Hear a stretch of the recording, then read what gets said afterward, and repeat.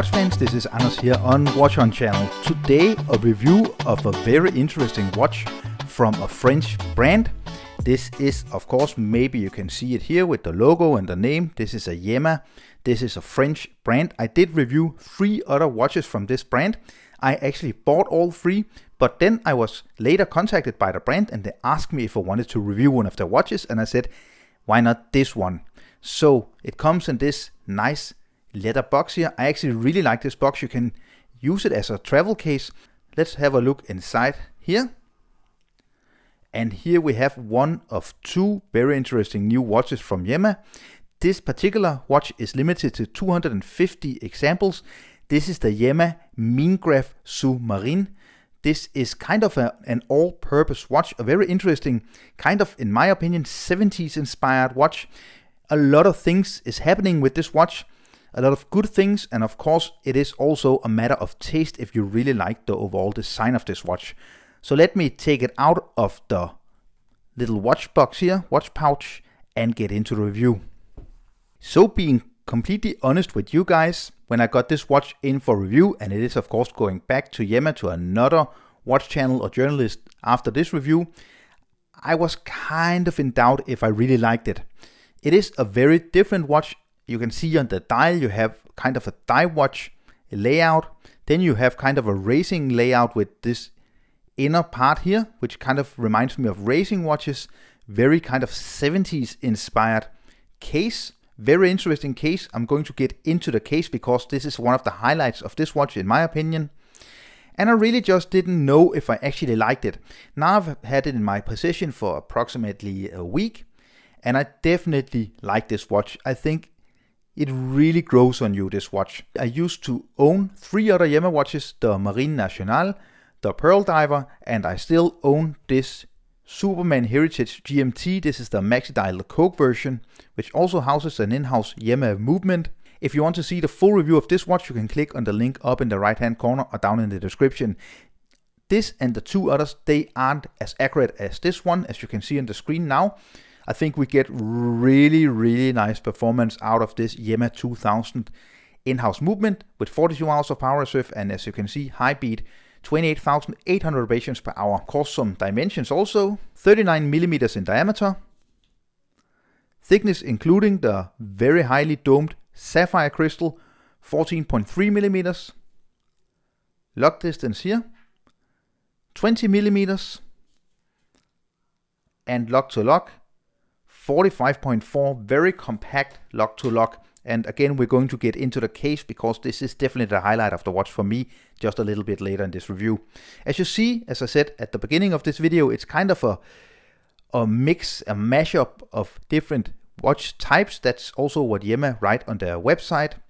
This watch is priced at 999 euros. You can get a discount if you sign up for their newsletter, I believe, or if you're a first-time client. It's approximately $1,100, maybe 1,050. It depends on the currency, how high the dollar is. We kind of get a racing layout, then we get a dive watch layout. So I definitely think this is kind of a mishmash between a racing watch and a dive watch, but you do get the bi-directional rotating bezel here, no click.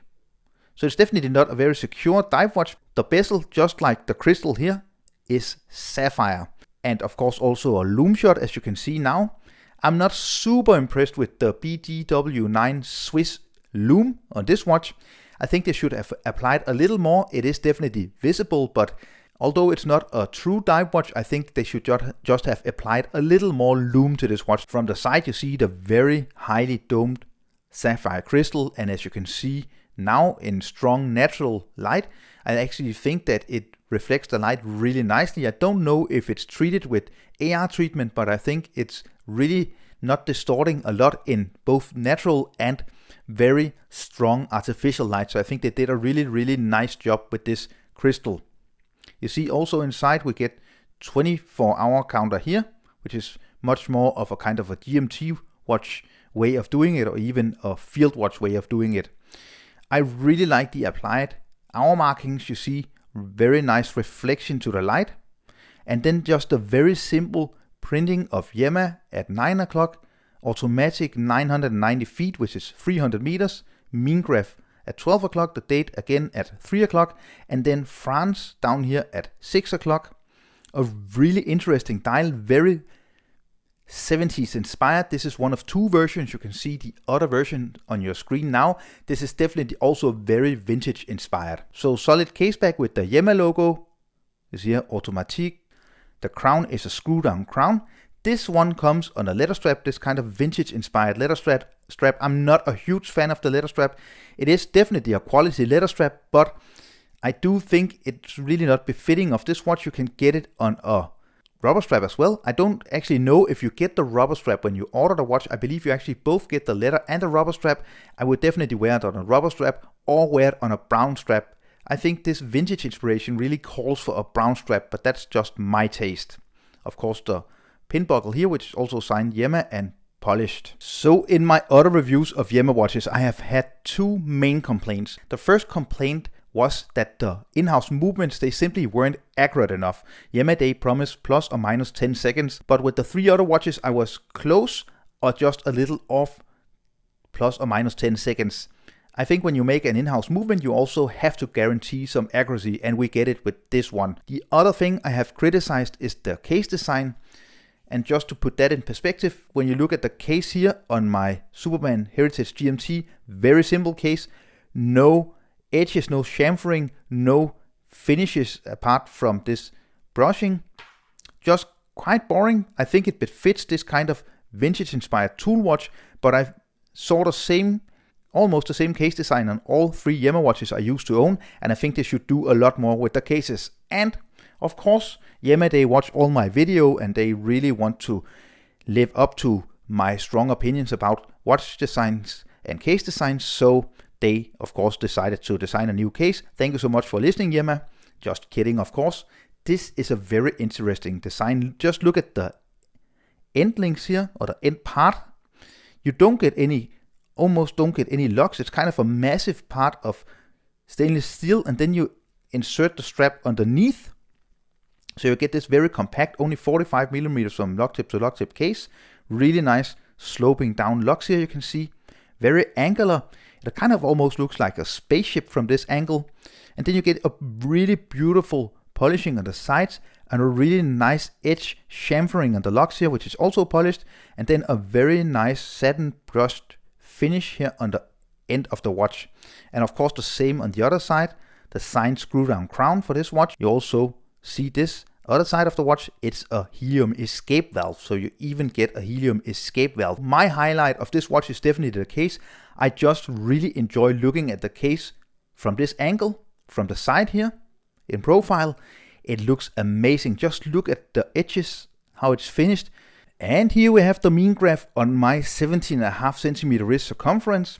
It is a 39 millimeter watch, as you saw, approximately 14 millimeters thick. It wears thinner than its thickness, and that is of course also because you get approximately maybe 2 millimeters from this very domed sapphire crystal, and then just 45 millimeters from lock tip to lock tip. It wears really nicely. It's a very comfortable watch to wear, maybe because of this case.